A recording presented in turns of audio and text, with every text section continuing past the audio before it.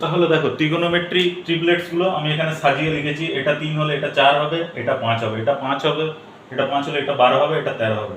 এটা যদি পারপেন্ডিকুলার 3 হয়, বেস 4, এখানে হাইপোটেনাস 5, এখানে পারপেন্ডিকুলার 5 হলে বেস 12, হাইপোটেনাস 13, আর এখানে পারপেন্ডিকুলার 9 হলে বেস 40 আর হাইপোটেনাস 41, আর এখানে হচ্ছে পারপেন্ডিকুলার 11 হলে বেস 60, হাইপোটেনাস 61, এখানে পারপেন্ডিকুলার 8, বেস ইকুয়াল টু 15 আর হাইপোটেনাস ইকুয়াল টু 70। তাহলে এগুলোর নিয়মটা কি?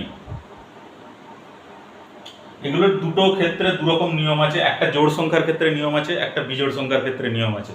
প্রথমে আমি অড দেখাই। অড মানে এটা বিজোড় সংখ্যা। বিজোড় সংখ্যার ক্ষেত্রে নিয়মটা কি?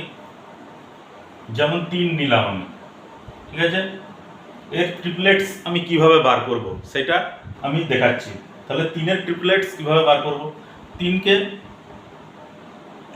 আগে প্রথম থেকেই বোঝে, 3-এর স্কোয়ার তো করতেই হবে। দেখো 3টা নিলাম, এই যে 3 দিয়ে একটা ট্রিপলেটস আছে তো 3, 4, 5। তাহলে প্রথমে তুমি 3-এর স্কোয়ার করে নেবে। 3-এর স্কোয়ার করলে 9 হলো। দিয়ে 9কে আবার 2 দিয়ে ভাগ করবে। তাহলে প্রথমে কি নিলাম দেখো ট্রিপলেটস। এটা প্রথমে আমি পারপেন্ডিকুলার মানটা নিলাম। পারপেন্ডিকুলারের মান কত? 3। সে 3-এর স্কোয়ার করলাম। 3-এর স্কোয়ার কত হলো? 9। তাহলে প্রথমে আমি পারপেন্ডিকুলারের মানটা নেবো, দিয়ে সেটাকে স্কোয়ার করব, ঠিক আছে। এই কোনো হাইপোটেনাসের মানও কিন্তু নেবো না, বেসের মানও কিন্তু নেবো না, ওগুলো নিলে কিন্তু ভুল হয়ে যাবে। আমাকে কিন্তু পারপেন্ডিকুলার যেটা আছে সেটা নিতে। পারপেন্ডিকুলার এটা 3 আছে, তাহলে 3-এর স্কোয়ার ইকুয়াল টু 9, এটা নিলাম। তাহলে স্কোয়ার করে আবার সেটাকে 2 দিয়ে ভাগ করব, মানে সেটাকে হাফ করব।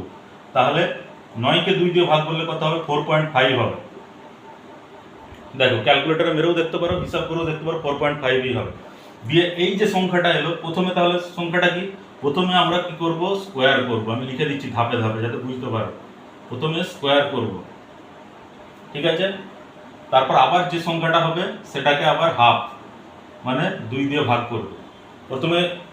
প্রথমে কি করব? প্রথমে পারপেন্ডিকুলারটাকে নেবো, সেটাকে প্রথমে স্কোয়ার করব, তারপর যে সংখ্যাটা আসবে সেটাকে আবার হাফ করব। তাহলে হাফ করলে এটা কত আসছে? 4.5। দিয়ে এই সংখ্যাটাকে 0.5 আছে তো, এর সাথে 0.5 জুড়ে দেবো, আবার 0.5 মাইনাস করে দেবো। তাহলে কত হবে? 4.5 থেকে 0.5 জুড়ে দিলে 5 হলো, মাইনাস করে দিলে 4 হলো। দেখো ট্রিপলেটস তৈরি হয়ে গেল 3, 4, 5। তাহলে এটা তৈরি হয়ে গেল 3, 4, 5। এটাই হচ্ছে নিয়ম। দেখো এটা আবার একটা দেখাচ্ছি, সেটা অড সংখ্যার ক্ষেত্রে। 5-এর স্কোয়ার করলে কত হচ্ছে? 25। 25কে আবার 2 দিয়ে ভাগ করলে কত হচ্ছে? 12.5 হবে। এটাকে আবার 0.5 দিয়ে যুক্ত করলে, অ্যাড করলে কত হচ্ছে? 12.5, এটা হচ্ছে 13। আর মাইনাস 0.5 করলে এটা হচ্ছে 12। দেখো আর একটা ট্রিপলেটস বেরিয়ে গেল। এটা অডের ক্ষেত্রে, মানে সব ক্ষেত্রে তুমি এটা নেই, কিন্তু 7, 24, 25 এটার ক্ষেত্রে এই নিয়মটাই কাজে লাগবে। মানে যত অড সংখ্যা আছে দুনিয়া, মানে বিজোড় সংখ্যা যত আছে। এবারে আমি জোড় সংখ্যাটা দেখাচ্ছি।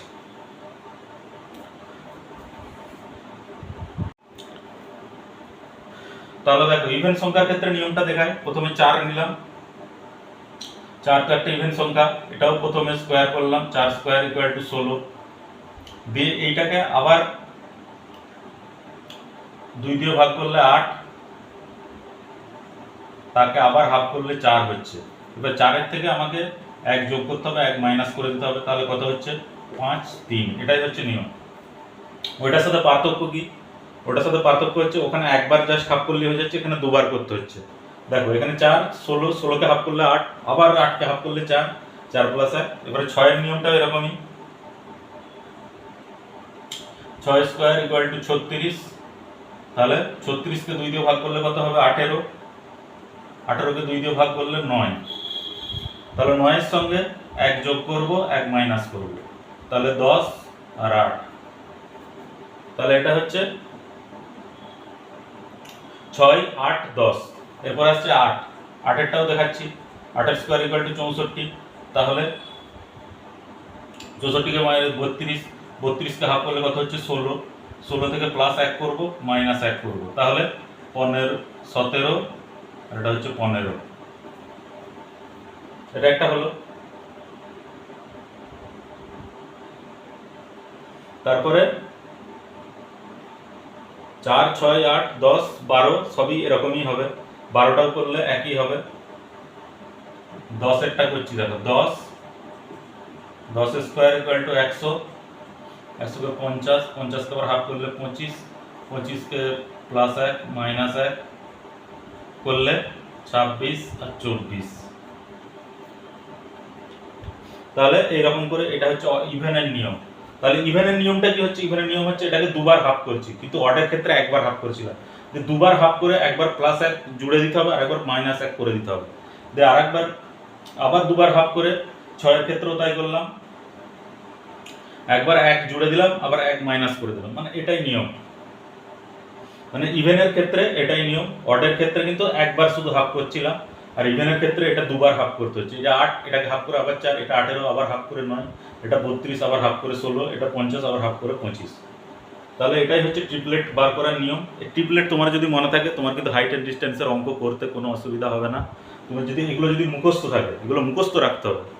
তুমি যদি পরীক্ষার হলেও আবার এরকম করে বার করতে যাও, কিন্তু তোমার প্রচুর সময় লেগে যাবে, সুতরাং এগুলো মুখস্থ রাখতে হবে। যেমন এটা 3, 4, 5 বার করলাম, তারপর আছে 6, 8, 10, 8, 15, 17, 10, 24, 26। তাহলে এগুলোই হচ্ছে ট্রিপলেট বার করার নিয়ম।